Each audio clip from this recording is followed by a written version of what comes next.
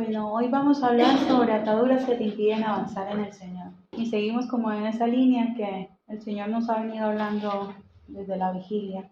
Y bueno, Carlos siempre ha sido mi secretario para los ejemplos demostrativos, así que Carlos, ven con tus manitos, Carlos.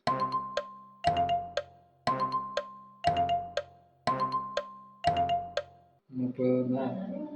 Carlos, tú te podrías mover hasta donde está Karsten, así como estás, como humanamente puedas. O si me dices, no, mira, yo sé que voy a perder el equilibrio, me voy a golpear, o voy a intentar, así sea, o ir como en paso de pingüinito, o qué idea le podemos dar a Carlos para llegar hasta donde Karsten, estando en esa situación. ¿Cómo lo puede intentar? A ver, sugiéranle, denle ideas. Saltando puede avanzar. Saltando. Sí. A ver. Con pingüinitos. Eso hace daño, ¿no? Sí, bueno. Yo creo que saltando no duele. ¿Cómo crees que? Bueno, saltando podría. Dale, pero- intenta ver.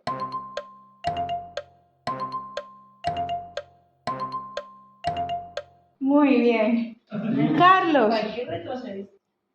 intenta desatarte tú mismo. Démosle un tiempo, contemos, Mari, que cuente hasta 60.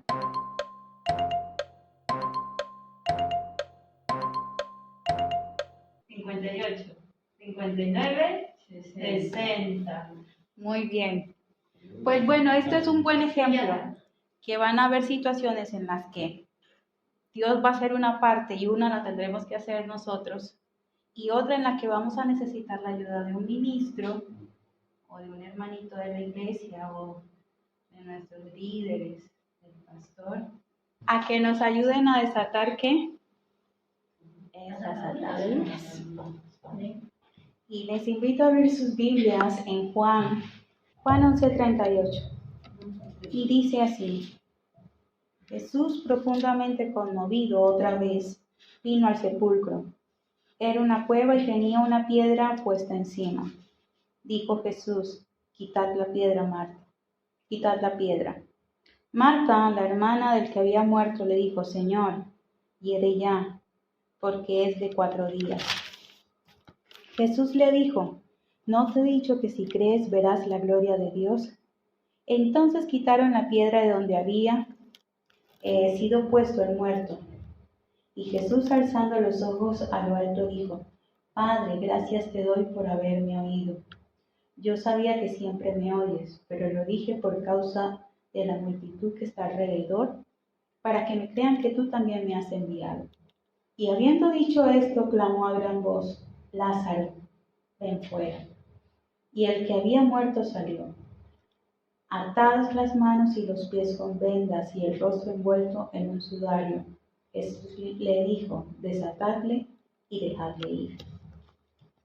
Bueno, viendo el ejemplo que colocamos con Carlos, y perdona que te hayan quedado las manitos rojitas, ¿qué podemos decir entonces que es una atadura? Según lo que vimos en Carlos, el ejemplo gráfico práctico de Carlos. Estaba atado, ¿qué más? Sería una limitación. Una limitación. ¿Por qué? Porque no podía caminar, le limitaba el movimiento. Es como un obstáculo, un freno, una traba, un impedimento, algo que me impide avanzar, tener movilidad.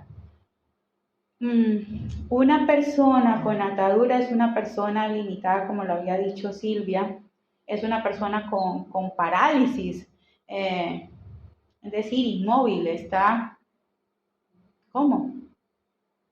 Quieta o en su mayor parte. Y si buscamos el significado de parálisis, es lo mismo: privación o disminución del movimiento o de una o varias partes del cuerpo. Detención de cualquier actividad, funcionamiento o proceso. Detención, es decir, hay un stop, hay un pare. Cuando esta se da, te impide racionar, actuar y alcanzar lo que tú quieres, aunque esté frente a ti.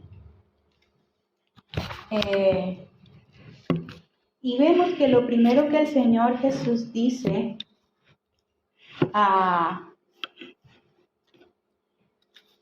cuando va a visitar a Lázaro, y sabemos de que él sabía que no le iba a sanar, sino que iba a resucitarle. ¿En qué condición estaba Lázaro? ¿Y qué más? En el último versículo. Estaba vendado, estaba amordazado. En el último versículo, y el que había muerto salió, pero dice que las manos estaban como vendadas. Estaba vendado y estaba inmóvil, estaba paralizado. Y me llevaba a Juan 5:5, el paralítico de Betesda. Cuando muchas veces entramos en esos parálisis espirituales, y si vemos al paralítico de Betesda, el paralítico estaba en el momento y en el lugar que correcto, ¿cierto? ¿Pero con qué? Con parálisis. Y no podía acercarse ¿a qué? A recibir el milagro. Entonces, cuando a veces estamos así, paralizados, vendados, amarrados, atados, no importa si estamos en el lugar correcto, en el momento correcto, no recibimos porque no podemos, porque estamos en una situación de ¿qué? De inmovilidad, que nos impide recibir. Se te va a dificultar batallar contra el mundo espiritual. Se te van a olvidar las armas con las que puedes atacar y puedes avanzar y puedes vencer. Y viendo al paralítico de Betesda, no solo tenía parálisis física, sino que también tenía parálisis en su fe. Porque cuando el Señor Jesús le pregunta, ¿quieres ser sano? Los que conocen la historia, lo lógico era decir sí, ¿o qué? ¿O no? Pero ¿cuál fue la respuesta del paralítico? ¿Cuál fue la respuesta del paralítico? Que si me meten en el agua. Señor, que entre tanto que yo quiero ir, ya otro ha entrado, Ya había una parálisis en su fe. El Señor vino a él a buscarle, a traerle sanidad, y él estaba en otra cosa. Y nos pasa eso, que cuando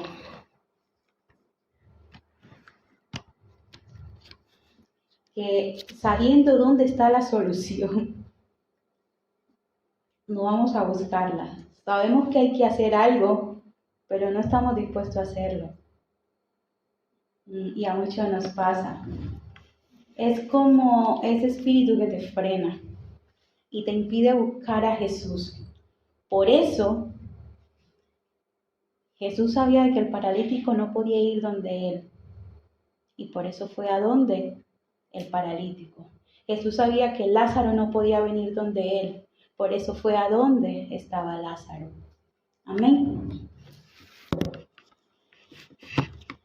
Y el Señor viene a nosotros cuando estamos en esta condición para libertarnos. Si vamos a Marcos capítulo 13, en la parábola del hombre fuerte, dice, nadie puede entrar en una casa de un hombre fuerte y saquear sus bienes, si antes no ata al hombre, ¿cierto? Y le deja inmóvil, y entonces sí puede, ¿qué? Saquear su casa.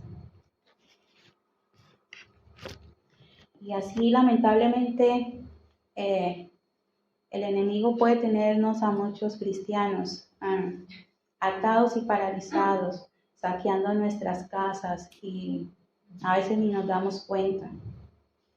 Y los argumentos que vienen, así como el paralítico le decía a Jesús, no, es que mientras tanto que voy ya otro ha llegado y en fin, nunca puedo recibir la sanidad y demás.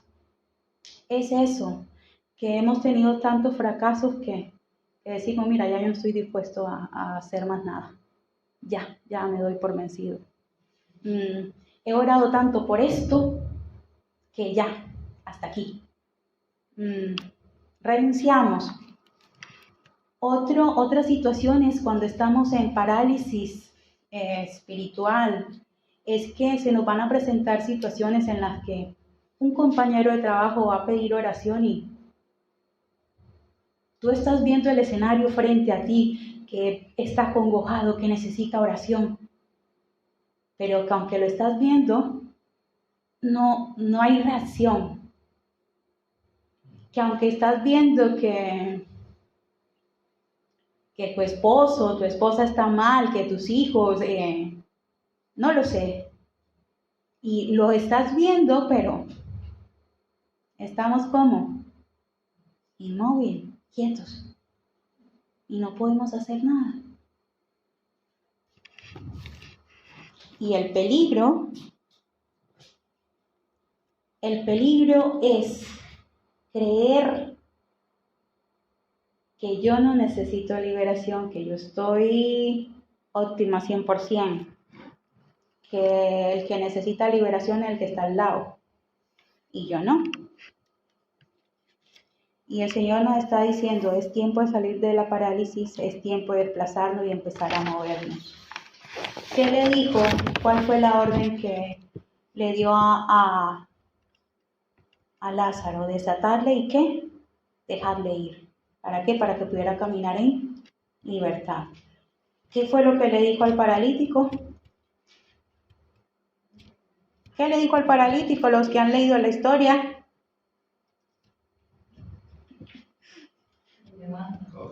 Levántate, coge tu ¿qué? Tu lecho, tu camilla y anda, vete. Y que no peque más. Entonces vemos que Lázaro tenía atado su cuerpo.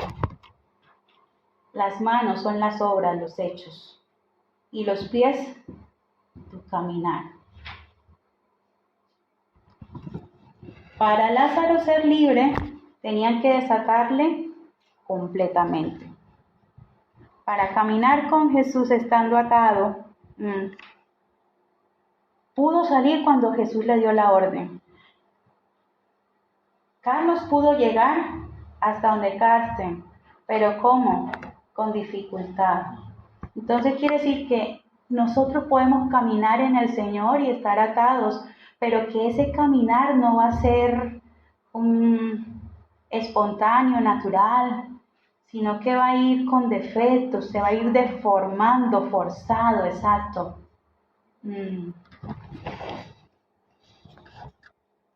Va a ser limitado, se va a ir estropeando cada día. Y esta parte me llevaba a compararla con la mujer encorvada, y esa está en Lucas 13:10 al 17. Dice la Biblia que esta era hija de Abraham y que llevaba 18 años estando cautiva con una enfermedad que la tenía encorvada, con un espíritu.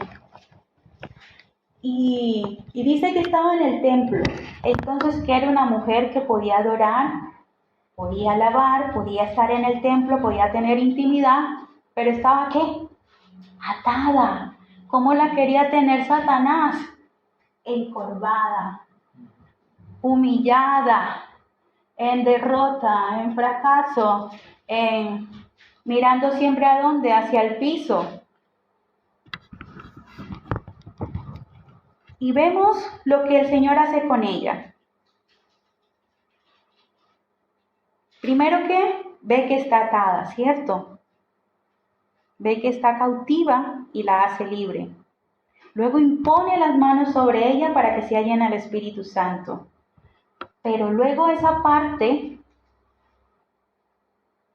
el enderezarse, ¿quién lo hace? Ella. Entonces muchas veces el Señor va a venir a decirte, mira, quiero libertarte de ataduras, de cosas, y en un proceso el Señor las hace.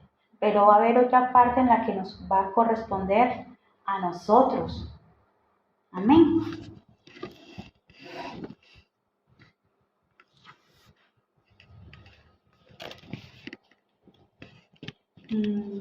Y en la que, como decía en el ejemplo de Carlos, van a haber situaciones en las que vamos a necesitar la ayuda de los ministros y de otros. Pero muchas veces decimos, no, es que yo lo puedo resolver, yo puedo solo. Y no, estamos muy lejos. Y conocemos la atadura de alguien en la manera en la que camina y en que se manifiesta, en la que habla. Podemos decir, esta persona está atada. Amén. En Isaías 52, del 1 al 2, el Señor habla a Israel. O dice, oh Santa Jerusalén. Si lo tienes, Carlos, si lo puedes leer. Isaías, del 1 al 2. 52, 1 y 2.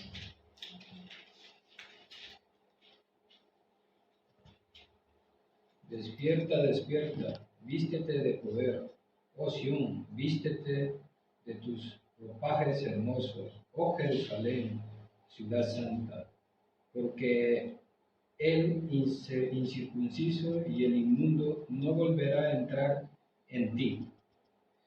Sal del polvo, levántate, cautiva Jerusalén, líbrate de las cadenas de tu cuello, cautiva hija de Sión.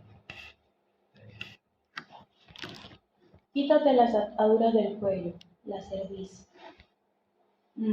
Cuando nos cuesta morir a nuestra voluntad.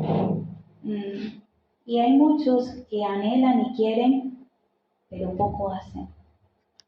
Señor, yo quiero servirte, pero solo voy los domingos. Señor, quiero que hagas muchas cosas en mí, pero es que a mí me cuesta mucho ayunar. No, yo paso de ayunar y de orar. Señor, quiero tener intimidad contigo, pero leo la Biblia y tomo de esa agua viva cada 8 días al venir al servicio. Y cuesta morir a esa voluntad, doblegar esa voluntad, quitar esa cerviz de aquí del cuello. ¿Y qué es lo que le dice? Despiértate, vístete de qué? De poder. Sacúdete qué? El polvo. No, es que mi esposo me fue infiel. Un ejemplo. El Señor te dice, listo, puedo sanar ese corazón, pero pasa página, perdona, sigue adelante. Sacúdete el polvo. No te estés victimizando y generando lástima. Y esto se aplica a todo. Amén. Sino que nos dice y que soltar esos argumentos que aumentan nuestra cautividad. Eso que lo justifica. Señor, es que yo me airo porque me provocan.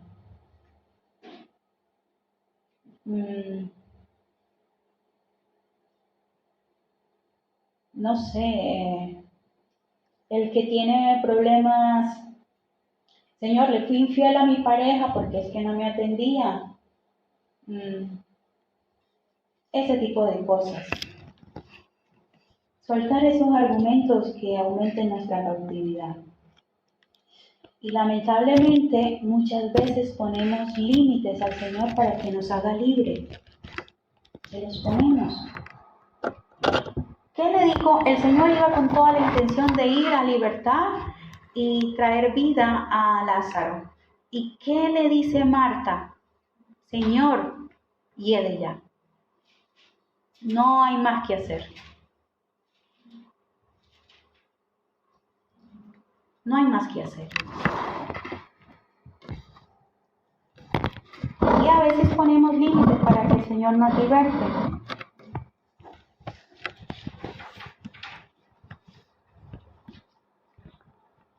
¿Y qué es la liberación? La acción de poner en libertad, sacarnos de la cautividad. Es la confrontación de los dos reinos, del de la luz con el de las tinieblas. Si leemos un poco antes del capítulo 11, cuando los discípulos le dicen, ¿qué vas a hacer? Te van a apedrear. Jesús dice, no tiene el día 12 horas, el que anda de día no tropieza porque ve la luz de este mundo. pero el que anda de noche tropieza porque no hay luz en él. En la oscuridad no tenemos la confianza para caminar. No sabemos dónde están los obstáculos, dónde están las cosas, pero cuando hay la luz, podemos ver qué rincón de la habitación está sucio, ¿cierto? Y si la pared tiene humedad, decir, bueno, mira, aquí hay que resanar esta humedad. A la luz se pueden ver todo lo que está bien y lo que está, ¿qué? Mal. Y a lo que Dios quiere tratar. No hay más que hacer, era lo que decía Marta. Y el salmista David también pasó por algo así, en el Salmo 77:2. Si alguien lo puede leer.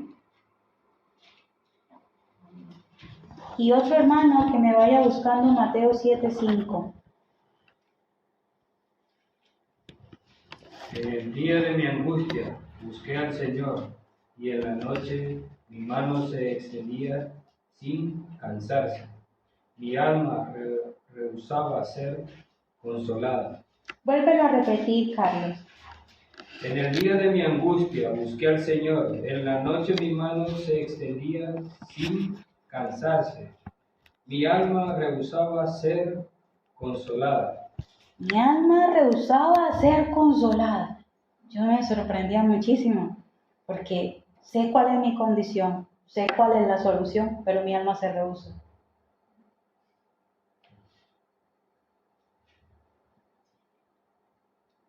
Convirtiéndose en un límite para que el Señor me liberte. ¿Y qué es rehusar? Esquivar. El Señor te dice, mira, hoy te quiero libertad. No, Señor, espérate, por aquí no, es que yo no quiero. Mañana. Llegó el momento de la administración de la liberación. No, es que ya está tarde, tengo que irme porque si no, tengo ganas de hacer pis, voy a ir al baño un momento y voy esquivando.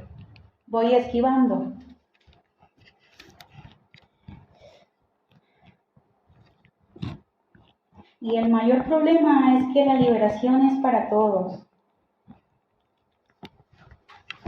Cuando a veces creemos que la liberación es para otros y no para mí.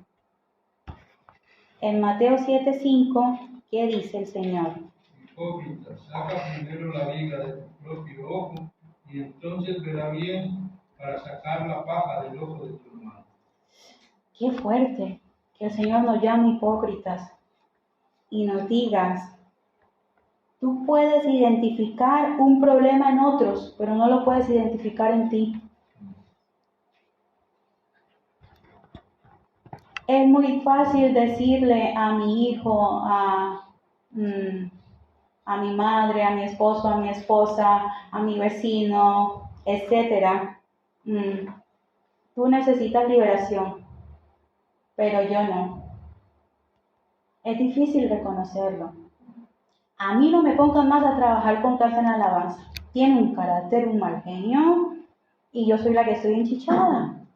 Yo soy la que estoy...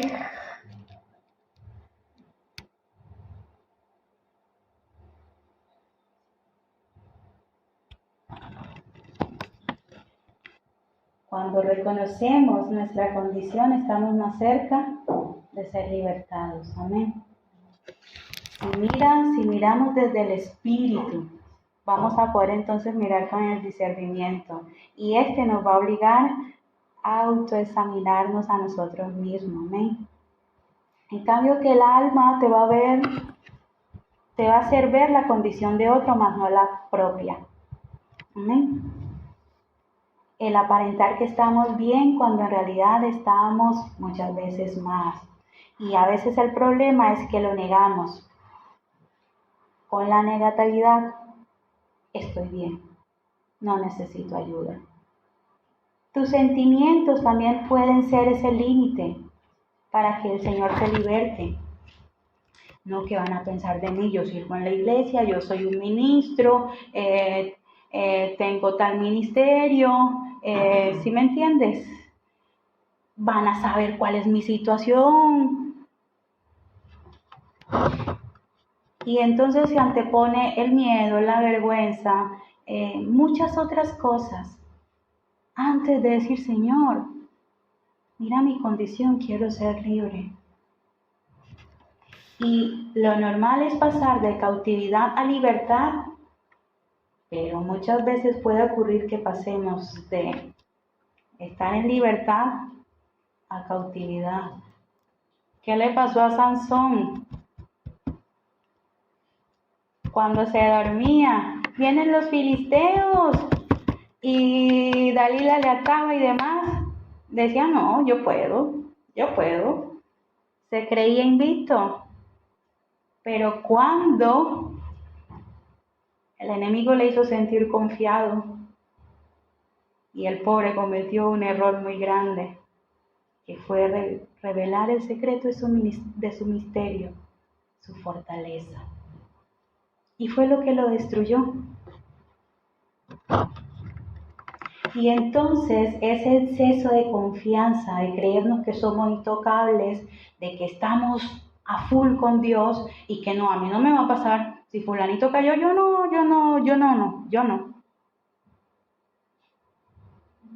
Y ya eso es orgullo, ya ahí hay un poco de orgullo, de altivez, porque la Biblia dice que esté firme, mire que no caiga. Amén. Entonces, aprendamos de Sansón, no revelemos el secreto, el misterio de tu fortaleza. Puede ser la oración, puede ser la alabanza, en lo que el Espíritu te fortalece, en lo que tú dices, Señor, no puedo más, pero entras en ese altar, en esa comunión con Dios y sientes cómo el Señor te fortalece por medio de. Amén. Otro límite que le ponemos al Señor es cuando le decimos, Señor, es que yo puedo manejar esta situación. Yo no necesito la ayuda de otro. El creer que podemos resolver no necesita molestar. En 2 Corintios 10:4, si lo leemos,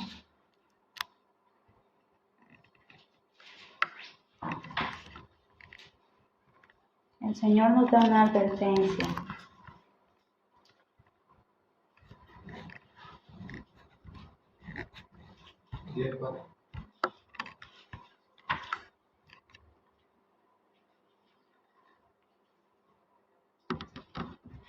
Porque las armas de nuestra contienda no son carnales, sino poderosas en Dios para la destrucción de fortalezas. Sí. ¿A dónde? Sigue en el siguiente versículo. Destruyendo especulaciones y todo razonamiento altivo que se levanta contra el conocimiento de Dios y poniendo todo pensamiento en cautiverio a la obediencia de Cristo. Entonces, primero reconocer que nuestra lucha no son carnales, sino que espirituales. Son espirituales. Y muchas veces los pensamientos se convierten en los argumentos que justifican nuestras acciones. Como lo decía ahorita, yo airo porque es que me provocan. A mí me entra un espíritu de violencia porque me provocan. Yo maldigo porque me provocan. El que es infiel, no, yo fui infiel porque mi esposo no me cuidaba, mi esposa no me cuidaba, no me atendía. Y siempre justificamos. Y entonces esos argumentos se convierten en el consuelo del pecador. Yo peco, pero Dios me ama como para que no le haga sentir culpable. Yo peco, pero el Señor sabe que yo soy débil. Yo peco, pero... Y ahí está el argumento. Y todo lo que te justifica esconde tu necesidad y tu condición. No es más que un argumento que se levanta contra el conocimiento de Dios y se convierte en una fortaleza. Se convierte en una fortaleza. Por eso dice que renovando ¿qué? Los pensamientos, para evitar que se conviertan en ¿qué? En fortalezas. Entonces, ningún argumento tiene justificación delante de Dios. Es que yo maldije, yo dije a mis hijos porque es que me provocaron. No, ese argumento al Señor no le sirve. Esa justificación no le sirve. Porque nos está mandando a que estemos renovando, ¿qué? Nuestros pensamientos, para que estos no se conviertan en fortalezas. Y que estos argumentos no se levanten contra el conocimiento de ¿quién? De Dios. Entonces es como decirle al Señor, mira Señor, yo estoy atado, pero a mí no me importa. Estoy atado, pero a mí no me importa. Sé que necesito ser libre, pero no lo quiero. Un argumento, una justificación que lo respalda. Y le pones un freno al Señor diciéndote, ven, reconcíliate. Ven, arrepiéntete. Ven, que quiero hacerte libre. No seamos una Marta. Hiede ya, Señor. No hay más que hacer. Pero me encanta la respuesta que el Señor le da a Marta. No te he dicho que si crees, verás la gloria de Dios. No te he dicho que si crees, verás la gloria de Dios. ¿Por qué la liberación? ¿Por qué? Porque te saca de ese estado de parálisis, de inmovilidad, de estancamiento. Te lleva a potencializar la unción que hay en ti. ¿Qué leíamos en Isaías 52? ¿Qué decía? Si lo vuelves a leer, Carlos.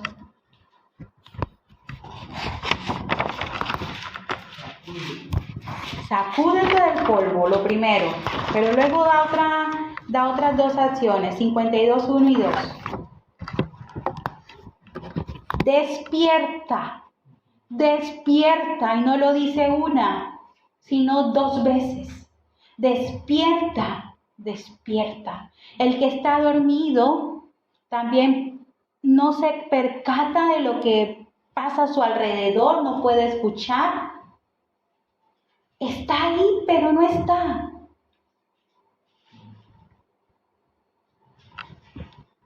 ¿Qué más dice? Vístete de qué? De poder. El Señor quiere revestirnos de poder. No de que estemos como estaba en el estado anterior la mujer encorvada, humillada, postrada, en derrota. Sino que dice, vístete de poder, despiértate, sacúdete el polvo, muévete. El sacudir genera movimiento, es decir, basta ya, basta ya. Te lleva a usar los recursos de Dios que hay en ti. ¿Qué más dice Carlos? Sal del polvo. Léelo todo completo, 1 y 2. Despierta, despierta, vístete de poder, oh Sión, vístete de tus ropajes hermosos, oh Jerusalén, ciudad santa, porque el incircunciso y el inmundo no volverán a entrar en ti. No volverán a entrar en ti, es decir, el enemigo ya le quita legalidad y autoridad al enemigo para que entre en ti, es decir, para que te ataque. Pierde toda legalidad, pierde todo derecho que tú le has dado. Ya no va a poder perseguirte. Y eso es lo que Dios quiere, que vivas en esa libertad. De decirle a Satanás, no tienes legalidad en mi vida, en mi matrimonio, en mi hogar, en mi iglesia, en mi comunidad. No tienes legalidad.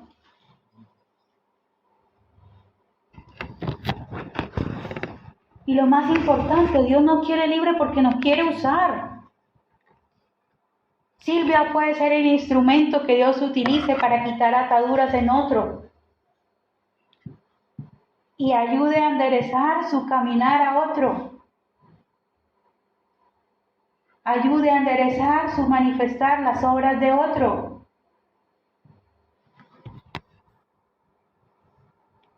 En su vida propia, en la de tus hijos. Amén. ¿Por qué el Señor nos quiere libre? Porque el enemigo sabe que nosotros somos un arma poderosa en las manos de Dios. Y entonces por eso Él va a querer toda oportunidad de tenernos como atados. Atados. Amén. Cuesta morir a nuestra voluntad. Cuesta. Pero lo que decía ahí en Isaías, quitad ¿qué? El yugo, la cerviz del cuello de la cerviz. Y cuando somos libres, nuestro andar, es decir, nuestro caminar en el Señor, nuestro manifestar las obras, en la manera como te expresas, cómo hablas, lo que haces, van a ser la evidencia del poder de Dios en ti. Y lo que el Señor quiere es que vivamos en plenitud de gozo, de paz, en su plenitud. Amén.